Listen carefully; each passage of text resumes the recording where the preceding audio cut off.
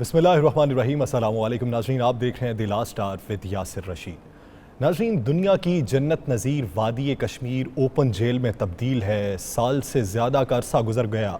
लोग रोते हैं, पुकारते हैं और अपने हक़ खुदरादियत के लिए उठते हैं, लेकिन उन्हें खामोश करवा दिया जाता है गोली के ज़रिए। लेकिन आए दिन उनकी तादाद में इजाफ़ा होता रहता है।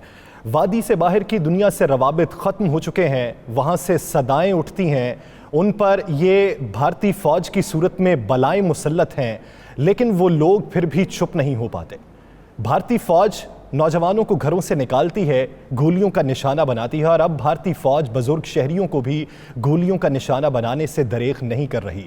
एक 3 साल के बच्चे के सामने उसके नाना को गोलियां मार के शहीद कर दिया जाता है। वो 3 साल का बच्चा नाना के सीने पर बैठता है, रोता है, मदद के लिए पुकारता है, लेकिन मदद को आने वाला कोई नहीं।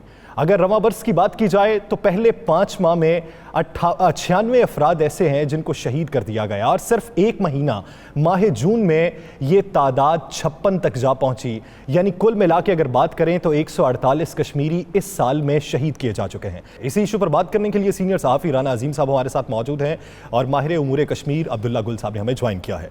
राना साहब, एक बुजुर्ग शहरी से क्या ख़तरा हो सकता है? ये बर्बरियत में आए दिन इजाफा होता जा रहा है और अब ख़तरनाक हद तक इसमें इजाफा हो चुका है। इसके पीछे प्रोपेगेंडा है क्या? आने वाले दिनों में भारत क्या चाल चलने वाला? बिस्मिल्लाहिर्रहमानिर्रहीम।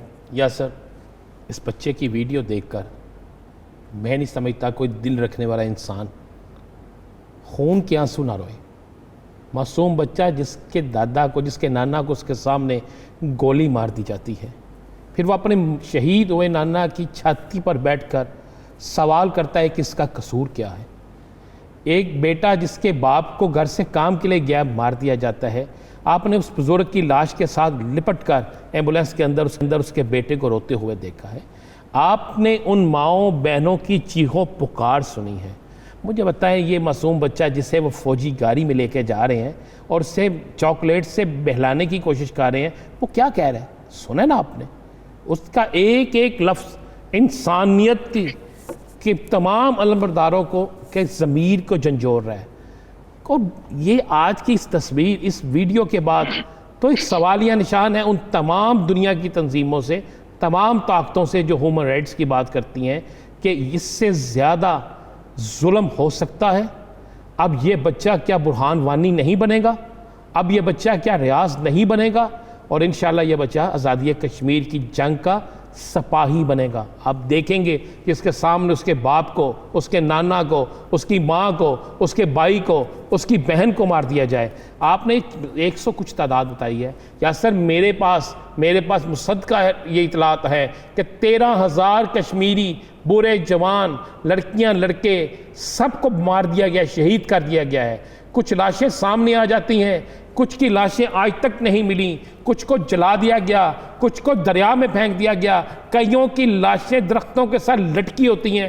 ये जानबूझकर उन गली मोहल्लों में लाशों को लटकाते हैं कि खौफ पैदा हो, बच्चे डर जाएं। और मैं आपको आज प्रोग्राम में ये भी बताता चलूँ, ये जो मासूम बच्चा, अगर इसकी वीडियो जो है ये रिलीज़ ना होती, ये ना निकलती और उस वक्त वहाँ पे शोर ना बचता, ये फौरी तौर पर वीडियो जो है ये वायरल हो गई थी, तो इस मासूम बच्चे को भी मार दिया जाना था। इसको भी इबरत का निशान बना के उसके गली मोहल्ले में लटका देना था। कसूर क्या था कि कश्मीर बनेगा पाकिस्तान।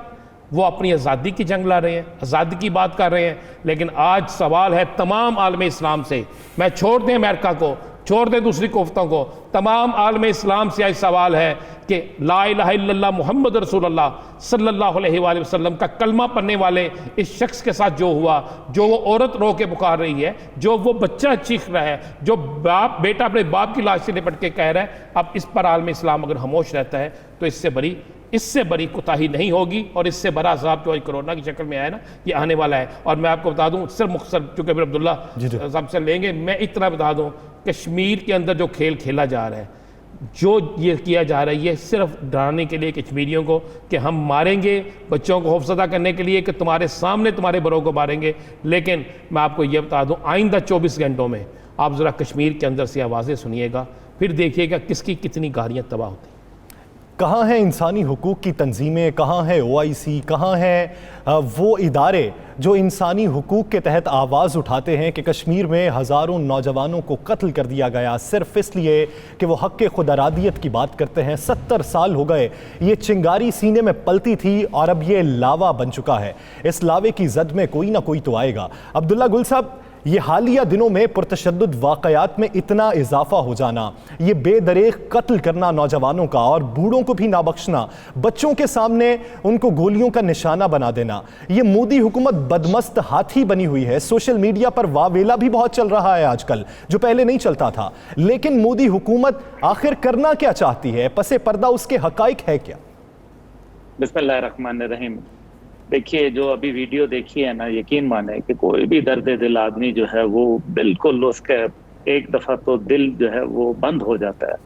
और जो राना साहब की आवाज़ में, जो आपकी आवाज़ में दर्द है, काश के वो उसका 5% भी अगर हमारे जो इस्लामी ममालिक के लोग हैं और जो दुनिया के ठेकेदार हैं वो इसको महसूस कर सकें।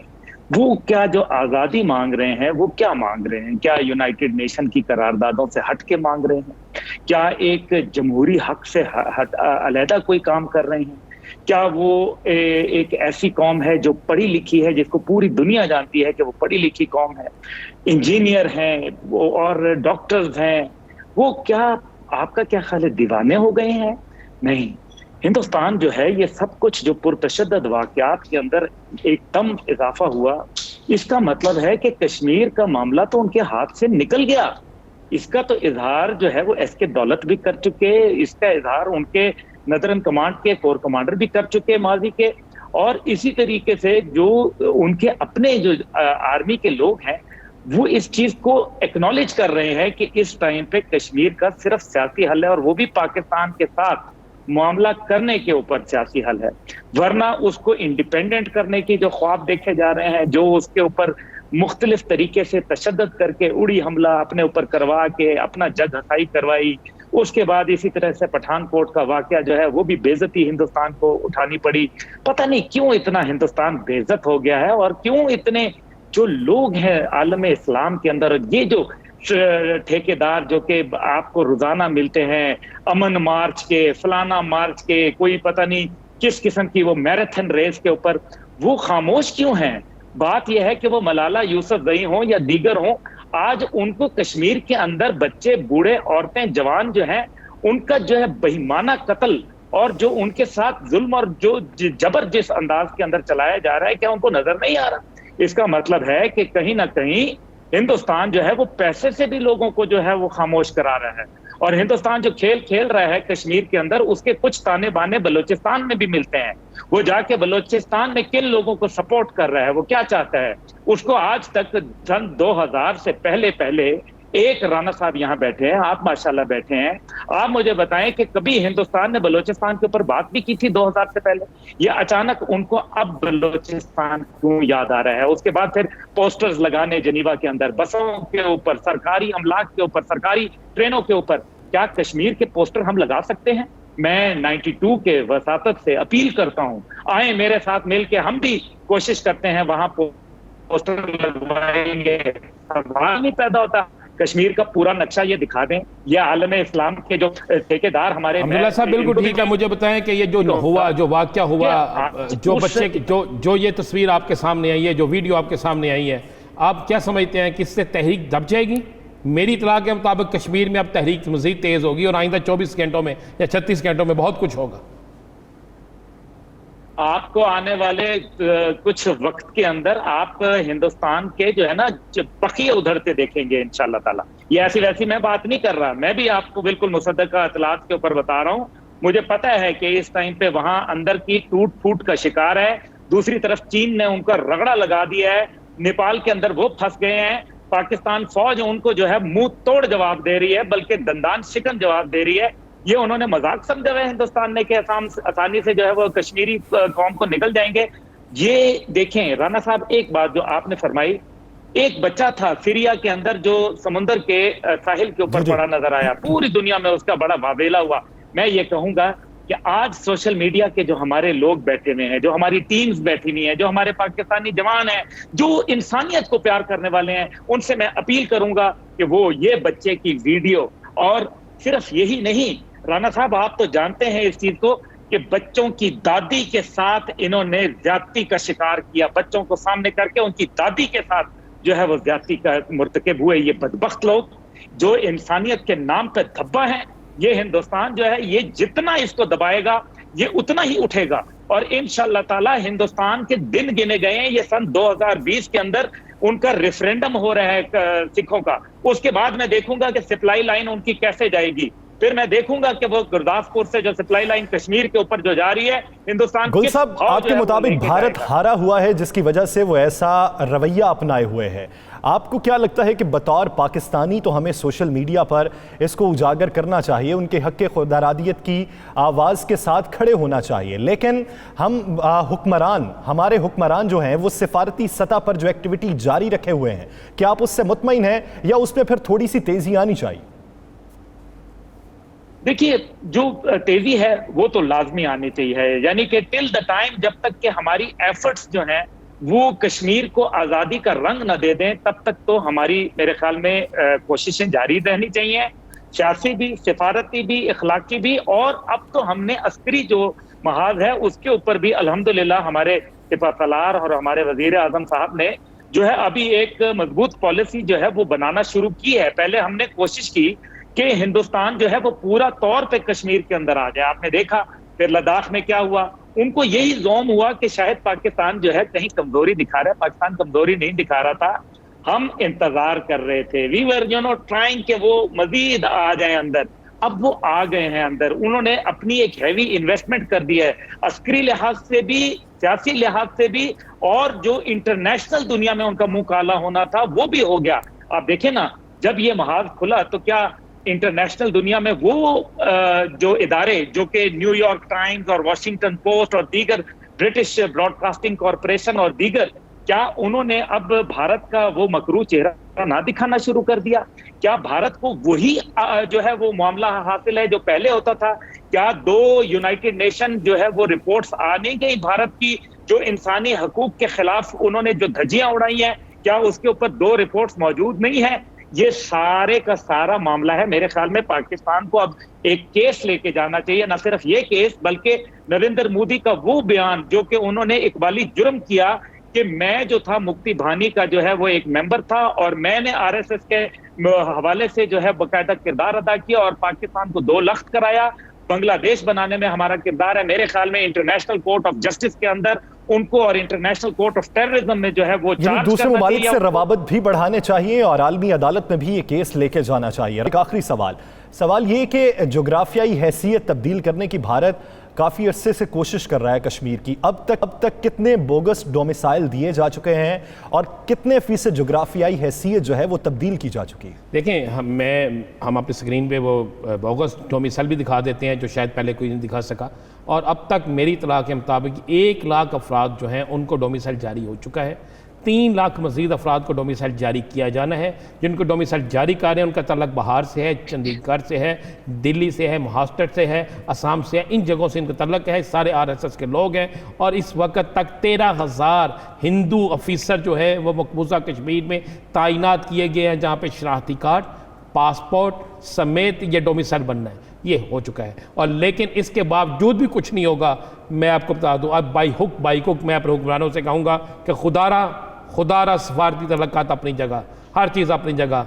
अब भारत को जवाब देने का वक्त आ गया है। अब हमें कश्मीर में दाखिल होना चाहिए, कश्मीर में दाखिल होना चाहिए और इसके साथ साथ कश्मीरी जो हैं वो उठे हुए हैं। अब उनकी तहरीक पहले से बहुत ज़्यादा मजबूत है, अब जाने बहुत ज़्यादा गवाई जा चुकी हैं, हौसले पस्त नहीं हैं।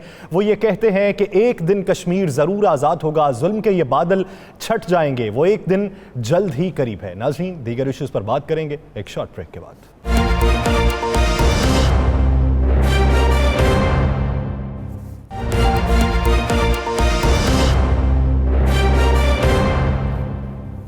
Welcome back. नाज़रीन, बात करेंगे प्राइवेट स्कूल्स में बढ़ते हुए हरासगी के वाक़यात पर। ऐसे वाक़यात पहले यूनिवर्सिटीज़ में रिपोर्ट होते थे, लेकिन अब स्कूल्स में भी रिपोर्ट होना शुरू हो चुके हैं। तशवीश की बात है कि छोटे बच्चों की जहां पर जहन साजी होती है, जिन्हें माशरे में उठने बैठने के अतवार बताए जाते हैं, आगे ज़िंदगी गुजारने के उसलूब सिखाए जाते हैं, वहाँ पर ऐसे वाक़यात लम्हा फ़िक्रियाँ हैं हमारे लिए बतौर माशरा भी, बतौर हुक्मरान भी और बतौर एक आम शहरी भी। इसी इशू पर बात करने के लिए तर्जुमान पंजाब हुकूमत नदीम कुरैशी साहब हमारे साथ मौजूद हैं और सदर all Pakistan private schools federation Kashif Mirza साहब हमारे साथ मौजूद हैं और सीनियर सहाफ़ी राना अजीम साहब हमारे साथ मौजूद हैं। राना साहब, सबसे पहले आपकी जानिब आऊँगा।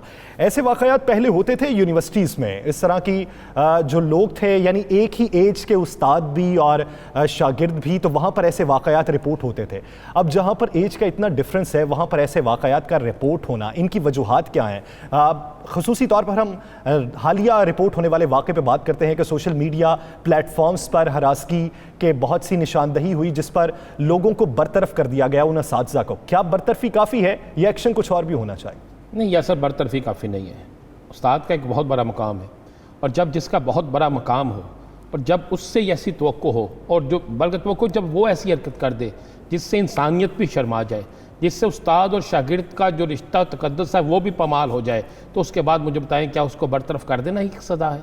क्या फिर उसको तो बात यह है कि अगर एक शागिर्द गलत करता है तो उसको सख्त तरीन सज़ा दी जाती है, और अगर एक उस्ताद जिसने सब कुछ समझाना है अगर वो ये सब कुछ कर दे तो इससे बड़ी मैं समझता शर्मिंदगी कोई नहीं हो सकती। और फिर उस पर एक्शन तो ऐसा होना चाहिए ताकि एक मिसाल बन जाए, चाहे शागिर्द गलत करे चाहे उस्ताद करे। देखें यहाँ सर बदकिस्मती ये है कि चंद बड़े प्राइवेट स्कूल, बड़े मैं कह रहा हूँ, जिनकी बुक्स भी पिछले दिनों पकड़ी गई, एक जिस स्कूल का में ये वाक़या हुआ उस स्कूल के अंदर एक पढ़ाई जाने वाली बुक्स ऐसी थी जिसे चंद दिन पहले बैन किया गया। उसमें क्या था, एक प्राइवेट स्कूल की किताब में आपने कायद-ए-आज़म मोहम्मद अली जिन्ना की तरीक़ पैदाइश गलत लिख दी। एक प्राइवेट स्कूल की किताब में सहाबा कराम रज़ी अल्लाह तआला अन्हुम के मुतल्लिक़ जो लिखा गया वो भी आपको पता है। जब प्राइवेट बड़े स्कूल जहाँ पर कायद-ए-आज़म मोहम्मद अली जिन्ना से लेकर दीगर मामलात के हवाले से ना बताया जाए, जहाँ पर इस्लाम की मुतल्लिक़ बात करने की बजाय स्टेज पे ऊपर डांस करवाए जाएँ, जहाँ पर किताबें और गुफ्तगू ऐसी हो कि जो तज़लील शुदा हो, तो फिर वहाँ पर यही सब कुछ होता है। माज़रत से यही होता है। मैं इस पर चैलेंज करने के लिए तैयार हूँ। चंद एक, मैं सारे नहीं कह रहा, चंद एक बड़े नाम वाले इदारों के अंदर ये सब कुछ, ये कुछ तो रिपोर्टेड हो गया ना। बहुत सी चीज़ें ऐसी हैं जो रिपोर्टेड नहीं हो रही, बहुत सी चीज़ें ऐसी हैं। जब टूवर्स जाते हैं उनके, ज़रा जाकर उनको तो चेक करें वहाँ पर क्या गुल खिलते हैं। बहुत से लोग हैं जो शर्मिंदगी के मारे सामने नहीं आते। तो कुरैशी साहब, मैं आपकी जानिब आता हूँ, पहले काशिफ मिर्ज़ा साहब का स्टांस इस पे ले लें। काशिफ साहब, ये इस तरह के वाक़यात प्राइवेट और एलीट क्लास के स्कूल्स में ही क्यों रूनमा होते हैं, चाहे वो मुतनाज़ मवाद का छपना हो, ये मखलूत पार्टीज़ हों, या फिर हेलोइन की जो सतह पर ये प्रोग्राम करवाए जाते हों, और इसके साथ साथ इस तरह की हरासगी के वाक़यात हो? क्या ये स्कूल का निज़ाम ऐसा होता है जिसकी वजह से ऐसे वाक़यात रूनमा होते हैं, या फिर वजह कुछ और है? 7,000 से ज़ायद प्राइवेट स्कूल हैं, और हम बहुत वाज़ेह तौर पे, मैंने कल भी अपना बयान जारी किया और इसको हमने ना सिर्फ कंडेम किया बल्कि हमने खुद इसके लिए जो है चीफ जितने भी हमारे इख्तियारात हैं, अरबाब इख्तियार हैं, चीफ जस्टिस है, प्राइम मिनिस्टर है, और भी चीफ है, इवन कि हमारे जो गवर्नर और जो चीफ मिनिस्टर साहब, सबको मैंने ये दरख्वास्त की है कि इसके ऊपर बड़ी भरपूर किस्म की ट्रांसपेरेंट एक इन्वेस्टिगेशन होनी चाहिए। जो इसके जिम्मेदार है, सिर्फ टीचर नहीं, और भी जो लोग इसके जिम्मेदार हैं, सबके एक मिसाली सजा दी जानी चाहिए। क्योंकि देखिए, ये हमारी बेटियां हैं और ये इनकी हिफाजत करना हमारा फर्ज है। बीइंग ए टीचर, मैं आपको एक बात बताऊं कि जब हम बात करते हैं पूरे पाकिस्तान के प्राइवेट स्कूल में, तो 15 लाख से ज्यादा टीचर है, और कोई 8-9 लाख पब्लिक स्कूल में, अगर आप कॉलेज यूनिवर्सिटी के मिला लें, 25 लाख से ज्यादा टीचर की बहुत बड़ी कम्युनिटी है।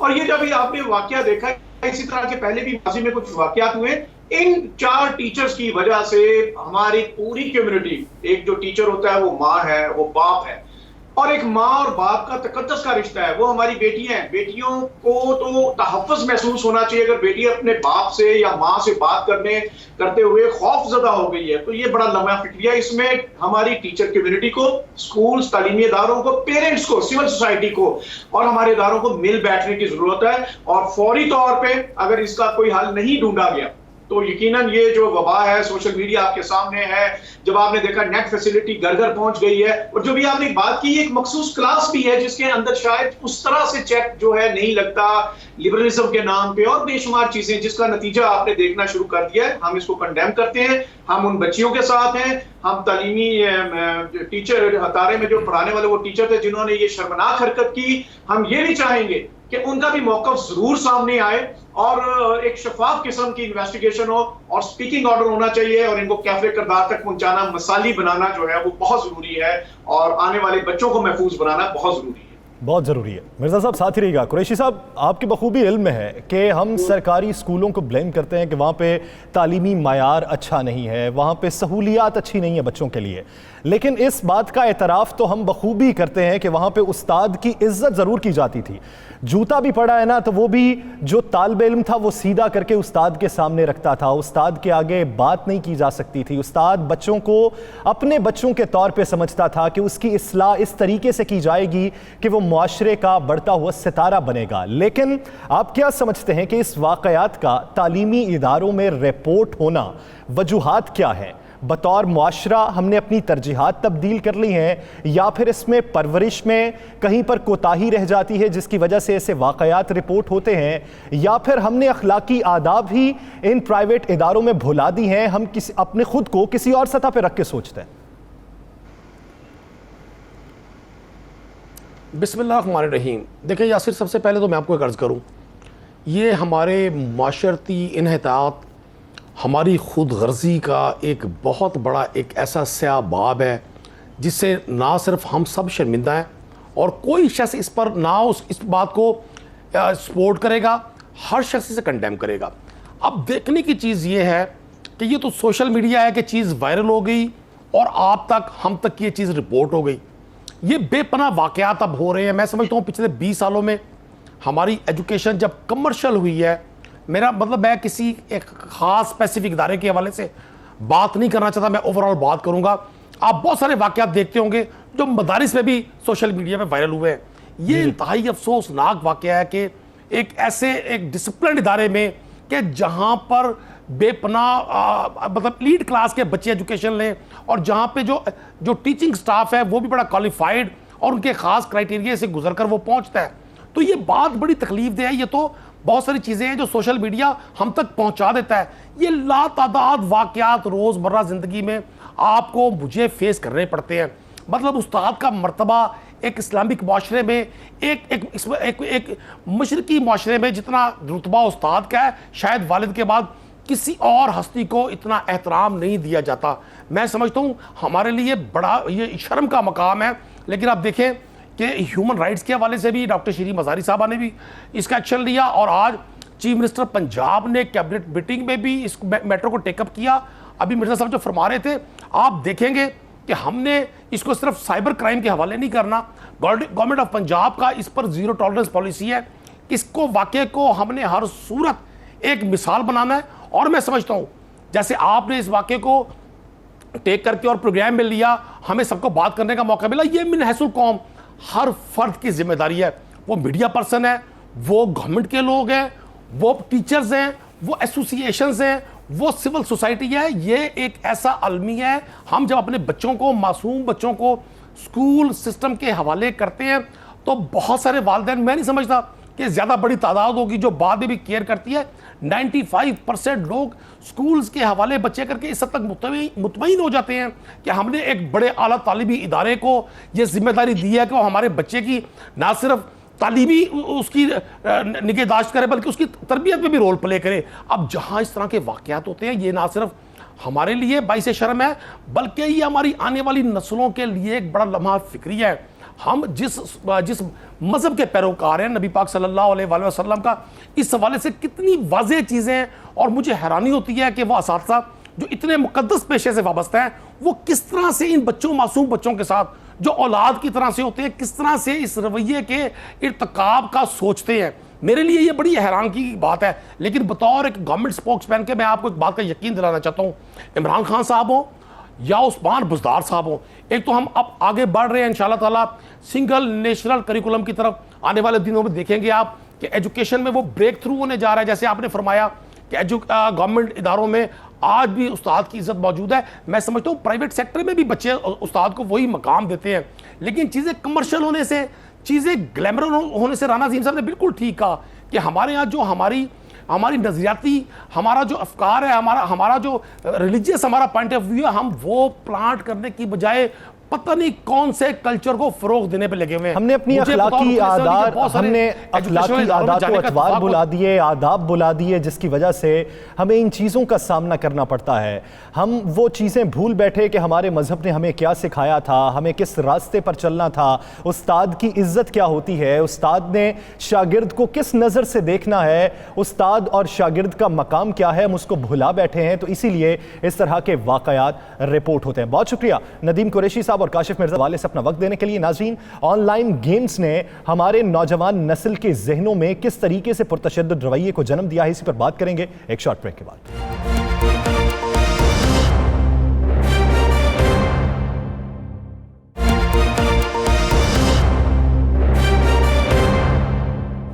पबजी वो गेम कि जिसको प्लेयर अननाउन बैटल ग्राउंड कहा जाता है। ये आयरलैंड का एक शख्स था जो इसका खालिक था, ब्रेंडन ग्रीन, जिसने इसको प्रोड्यूस किया और उसके पीछे वो एक मूवी थी, जापानीज मूवी, जिसको उसने बुनियाद बनाकर उससे मरऊब होकर इस गेम को ईजाद किया। बहुत से ममालिक में इस पर पाबंदियां भी लग चुकी हैं।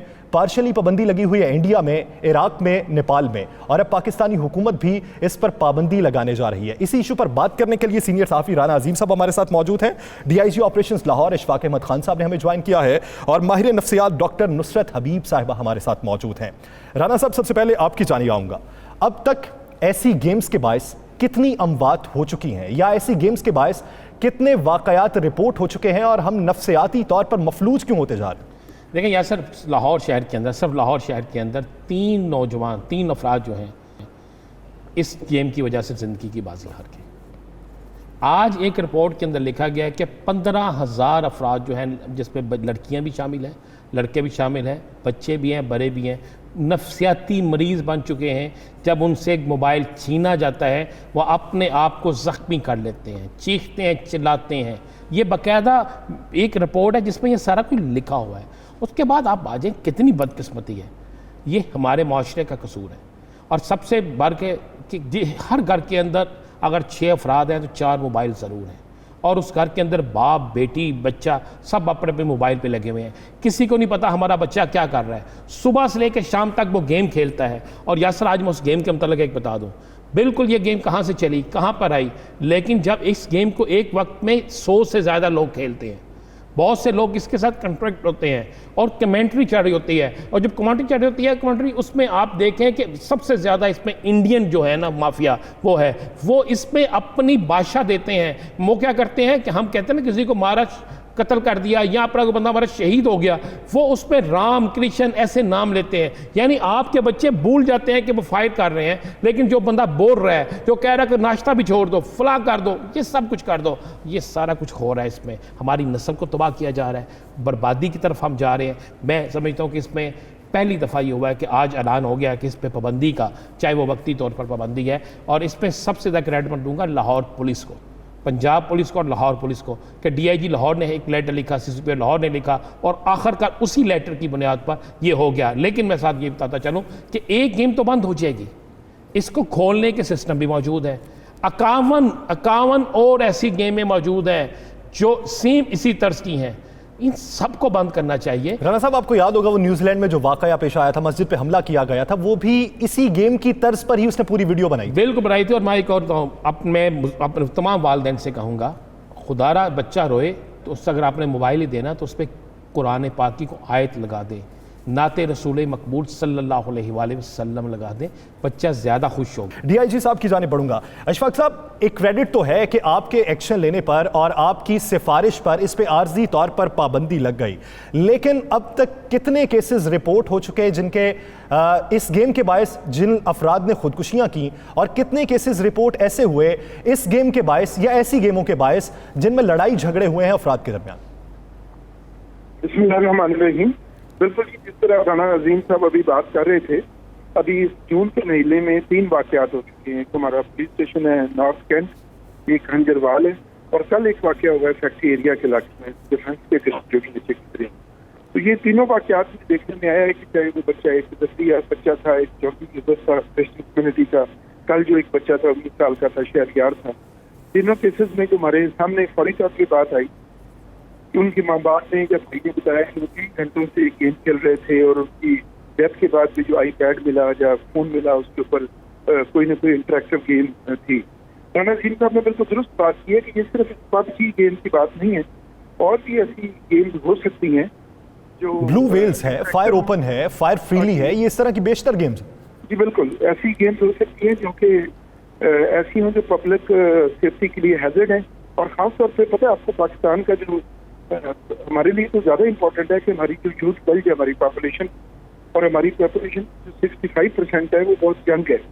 और ये तो बहुत बड़े आपको पता है इसको कहा जाता है कि ये बहुत बड़ा पोटेंशियल भी है कि अगर इस यूथ को हम किसी अच्छी तरफ लगा लें तो बहुत से ममालिक इस तरफ तरक्की कर गए हैं। और अगर ये यूथ डिस्ट्रक्टिव गेम्स की तरफ लग जाए और डिजिटल एडिक्शन का शिकार हो जाए, ये बहुत डेंजरस है। तो हमने इसीलिए DCP लाहौर ने इस सिलसिले में एक दो मीटिंग की है और उन्हीं के विजन के तहत हमने एक बना के भिजवाया है। IG साहब से रिक्वेस्ट की, पंजाब ने भी इस चीज़ से हमारे साथ इत्तेफाक करते हुए आगे इस केस को मूव कर दिया।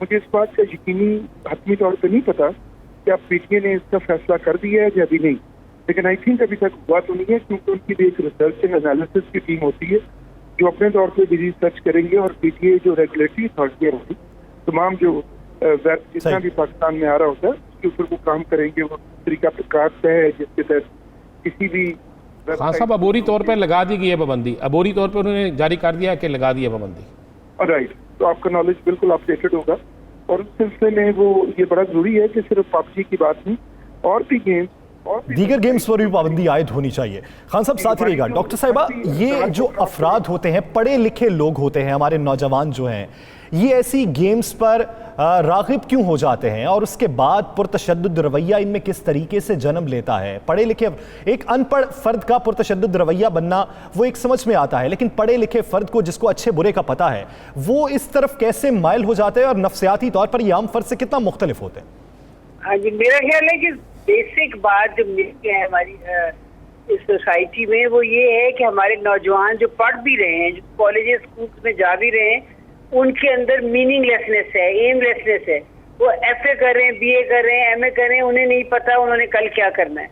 और ये एमलेसनेस इसलिए है कि एजुकेशन की तरफ तवज्जो नहीं है। शायद हमारे स्कूल्स, हालांकि प्राइवेट स्कूल्स हैं, एक्सपेंसिव स्कूल्स भी हैं, उसमें बच्चों को के जहन खाली हैं, उनके अंदर कोई पॉजिटिव असाइनमेंट्स नहीं है, कोई पॉजिटिव फोर्स ही नहीं कर रहे हैं। जैसे आपने शुरू कहा था कि बच्चों की फिजिकल एक्टिविटीज तो खत्म हो गई, उसके पीछे सिक्योरिटी रीजंस हैं या उसके पीछे अब ये आ गया, कोविड आ गया, लेकिन ये है कि इसी नेट पे, इसी मोबाइल फोन पे बहुत सारी पॉजिटिव एक्टिविटी हम अपने बच्चों से करा सकते हैं। ऐसी असाइनमेंट्स, काउंसलिंग हो सकती है, स्कूल वाले ऐसी असाइनमेंट दे सकते हैं, ऐसे काम दे सकते हैं जिसके अंदर कोई एमलेसनेस हो, कोई मीनिंगलेसनेस उनकी कम हो। उनके खाली जहन को जो है किसी ऑल्टरनेटिव से भरना पड़ेगा, कंट्रोल से। तो डॉक्टर साहिबा, ये मुख्तलिफ गेम्स जो हैं क्या आपके रवैयों पर असरअंदाज हो सकती हैं? अगर आप किसी और तरह की गेम्स खेल रहे हैं जिसमें साइकोलॉजिकल आप इन्वॉल्व हैं, एक गेम है जिसमें आपने कुछ चीज़ों को हल करना होता है, क्या ऐसी गेम्स आपके रवैयों पर असरअंदाज होती? जी बिल्कुल होती है। गेम का कंटेंट जो है वो खाली जहन में जाके भर देता है उसको। उसके अंदर अगर अग्रेशन है, वायलेंस है, तो बच्चे वायलेंस सीखते हैं। अगर उसके अंदर कोई इमेजिनेटिव थॉट्स हैं या फ्यूचर में, हमारी हर चीज़ इमेजिनेशन से ही बनी है, पहले इमेजिनेशन आती हैं फिर उसके ऊपर इजाद आती है, तो उस तरफ भी लग सकते हैं। फिर बहुत सारे ऐसे चैरिटी प्रोग्राम उनके दिमाग में डाले जा सकते हैं। बहुत सारी ऐसी वीडियोस एजुकेशन की, अंडरस्टैंडिंग की, फल और सब्जियां कैसे उगानी है और किस तरह से आपने दूसरों का ख्याल करना है, सोसाइटी को कैसे बेहतर करना है, हाइजीन कैसे करनी है, मतलब बहुत सारे ऑल्टरनेटिव्स हैं जो हम अपने बच्चों को दे सकते हैं। जहाँ तक पाबंदी का इशफाक साहब, मैं आपसे पूछना चाहूँगा इशफाक साहब कि ये बताएं कि ये वाक़या तो हो गए, इसको रोकने के लिए पुलिस क्या हिकमत अमली कर रही है आगे? और एक वाक़या तो काने में भी हुआ है ना, फेसबुक के ऊपर ही कुछ आपस में कोई तलखी हुई या कोई चीज़ हुई। तो खान साहब ये भी कहिएगा कि इस तरह के जो मुजरिम होते हैं वो आम मुजरिमों से नफ्सियाती हद तक किस हद तक मुख्तलिफ होते हैं? देखिए, नफ्सियाती बात तो डॉक्टर साहब ने कर दिया आपको, इसकी पीछे पूरी साइकोलॉजी का होता है, लेकिन पुलिस की हद तक हम ना सिर्फ इसका नफाज कर रहे हैं, हम सख्ती कर रहे हैं कि इसके ऊपर हमने देखें एक अफर्मेटिव एक्शन लिया है, हमारे CCP लाहौर IG पंजाब ने इस सिलसिले में एक्शन लिया है, और हम साथ ही साथ एक कम्युनिटी पुलिसिंग भी तरवीज दे रहे हैं, और साथ ही अपने SHOs को SPs को हम बता रहे हैं कि लोगों को हमारी जो अवेयरनेस कैंपेन है, जो कम्युनिटी के साथ एंगेज करने वाली बात है, हत्ता कि हमने जो उलमा हज़रात हैं उनको भी रिक्वेस्ट की है कि वो बताएं, मसाजिद में बताएं, स्कूल के टीचर से बात की है, पर ऑनलाइन क्लासेस हो रही हैं लॉकडाउन की वजह से, तो एंगेज कर रहे हैं कि वो भी लोगों को बताएं कि देखिए ये एक बहुत अच्छी इजाद है, हमारा मोबाइल कंप्यूटर या मोबाइल या ये चीज़ें या ऑनलाइन इस दौरे हाजिर की बहुत बड़ी है, इसको यूज किया जा सकता है, इसके बड़े डिस्ट्रक्टिव की बजाय कंस्ट्रक्टिव इसके बड़े मकसद है। और साथ कम्युनिटी को देखें, घर का एक रोल है, आपकी बुनियादी ट्रेनिंग तो अपने घर से ही होती है, कम्युनिटी का है, फैमिली का है, फैमिली वैल्यूज हैं।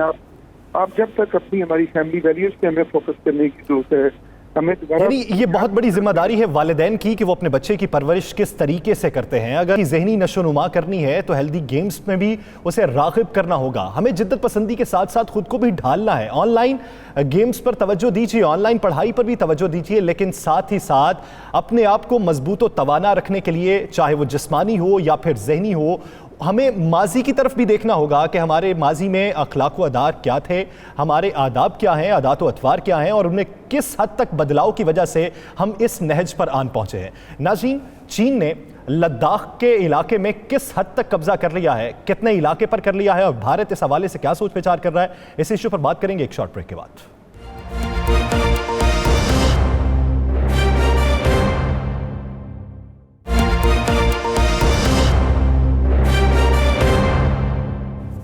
नाज़रीन, बात हो रही थी लद्दाख के हवाले से। लद्दाख के हवाले से मोदी हुकूमत ने अपनी आवाम को ये बताया है कि वहाँ पर कुछ नहीं हुआ। राना साहब, लद्दाख का कितना इलाका चीन के कब्ज़े में चला गया और ये कितने अरसे से भारतीय कब्ज़े में था? लेकिन यासर, आप तो ये पूछना चाहिए कि लद्दाख का कितना इलाका अब इंडिया के पास है। अब तो ये पूछना चाहिए। लद्दाख का नरेंद्र मोदी ने झूठ बोला, नरेंद्र मोदी के ज़ेरे कंट्रोल भारतीय मीडिया ने झूठ बोला, वहाँ की फ़ौज ने झूठ बोला, वहाँ के सियासतदानों ने जो नरेंद्र मोदी के साथ झूठ बोला। कहा गया कि चाइना ने कोई कंट्रोल नहीं वहाँ पे हासिल किया, चाइना ने वहाँ पे कुछ नहीं किया, चाइनीज़ फौज ने लद्दाख का एक हिस्सा भी जो है उनके कब्जे में नहीं है। अब ये जो वीडियोस आप देख रहे हैं, ये कोई पतोकी के लोग तो नहीं है, ये किसी और जगह के नहीं है, लद्दाख के रहने वाले लोग हैं जो नरेंद्र मोदी के झूठ को, नरेंद्र मोदी की इंडियन बुज़दल फौज के झूठ को बेनकाब कर रहे हैं। वो खुद कह रहे हैं कि यहाँ पर इतना इलाका कब्जे में आ गया, बाकी जो रहता रहता है वो भी आ जाएगा। वो खुद कह रहे हैं कि नरेंद्र मोदी झूठ ना बोलो।